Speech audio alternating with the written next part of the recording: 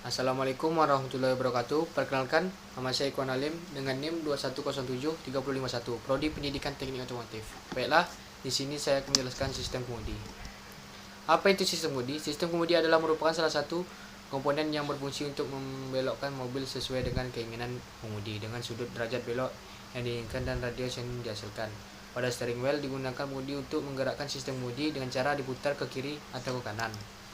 Jenis sistem kemudi mobil. 1. Sistem kemudi manual. Ini adalah sistem kemudi pertama yang digunakan untuk menggerakkan roda mobil saat dikendarai.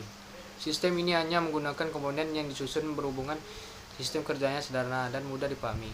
Sayangnya sistem kemudi manual membuat kita harus mengeluarkan ekstra tenaga. Pasalnya cara kerja sistem kemudi ini masih secara manual. Ini membuat pengemudi lebih cepat lelah saat mengemudi. Sistem kemudi power steering. Sistem kemudi power steering sudah banyak digunakan pada mobil modern.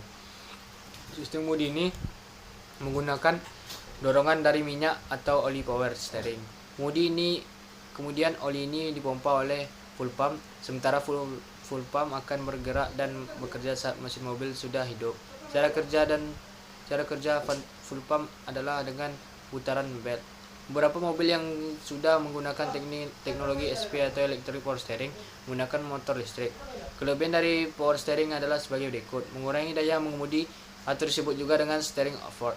Pengemudian mobil menjadi lebih stabil dan akurat. Tenaga yang perlu dikeluarkan mengemudi tidak terlalu banyak sehingga tidak cepat lelah saat mengemudi. Cara kerja sistem kemudi mobil. Cara kerja sistem kemudi cukup mudah dipahami. Saat roda kemudi atau setir diputar, steering manipulator akan meneruskan tenaga putar ke steering gear. Kemudian tenaga putar akan diperbesar untuk mendapatkan momen yang lebih besar agar roda depan bisa bergerak. Komponen sistem kemudi manual. 1. Steering wheel. Steering wheel ini adalah roda kemudi yang berada di dalam kabin. Steering juga disebut setir. Komponen ini berhubungan langsung dengan pengemudi. Fungsinya sebagai komponen awal dalam sistem kemudi yang bisa memudahkan pengemudi membelokkan posisi roda depan. Steering column. Steering column ini terpasang pada bodi mobil menggunakan bracket column dengan tipe breakaway. Steering column bisa bergeser naik dan turun. Ini juga komponen yang berfungsi mekanis menyerap energi berupa gaya dorong kemudi saat bekerja tabrakan. Steering gearbox.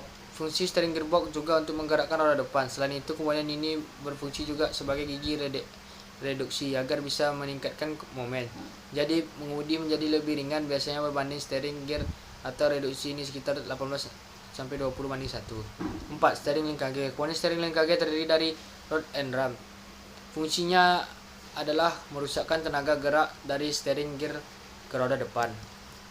5. Ball joint. Komponen berikutnya adalah ball joint. Seperti yang namanya, komponen ini adalah sendi atau sambungan antar komponen. Fungsinya dari komponen ball joint adalah agar pergerakan sambungan bisa lebih bebas dan distribusi pergerakannya semakin halus.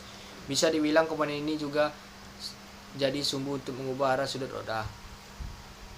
Berbentuk seperti bola supaya lebih fleksibel ketika mengubah ke berbagai arah. Ball joint ini harus dilumasi secara baik karena sering berubah arah dan bergesekan dengan komponen saat digunakan. Selain itu, karet penutupnya juga perlu dicek sekali-kali.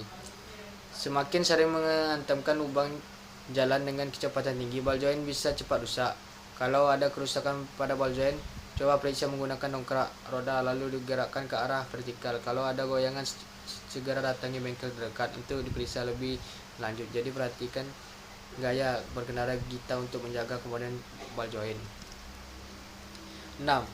Dashboard. Komponen sistem kemudi berikutnya adalah dashboard. Komponen ini berfungsi melindungi komponen rek dari kotoran, baik debu dan lainnya. Komponen ini dibuat dari material karet yang lentur, jadi bisa mengikuti gerak rek shaft.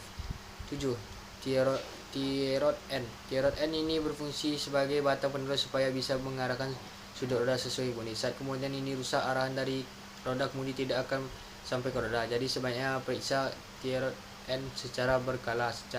Cara mengeceknya hampir sama dengan mengecek ball joint. Dongkrak roda lalu digerakkan secara horizontal. Kalau ada gerakan bebas berarti ada masalah pada T-rod end. Steering house. Steering house atau rumah setir berfungsi mengubah gerakan dari kemudi menjadi vertikal. Dengan adanya komponen ini, ban bisa bergerak ke kanan dan ke kiri. Komponen ini punya peraturan gerak bebas. Kemudi ini melihat akurasi berkendara. Kalau gerak bebasnya terlalu sedikit, putaran kemudi akan terasa berat. Sementara kalau terlalu banyak ini bisa menjadi pertanda steering house. Cara memperbaikinya adalah dengan mengatur ulang gerak bebas kemudi. Itu dia pembahasan tentang sistem kemudi, mulai dari sistem kemudi, cara kerja sistem kemudi sampai dengan komponen-komponen pada sistem kemudi. Baiklah, sekian, terima kasih. Wabillahi taufiq wal hidayah. Wassalamualaikum warahmatullahi wabarakatuh.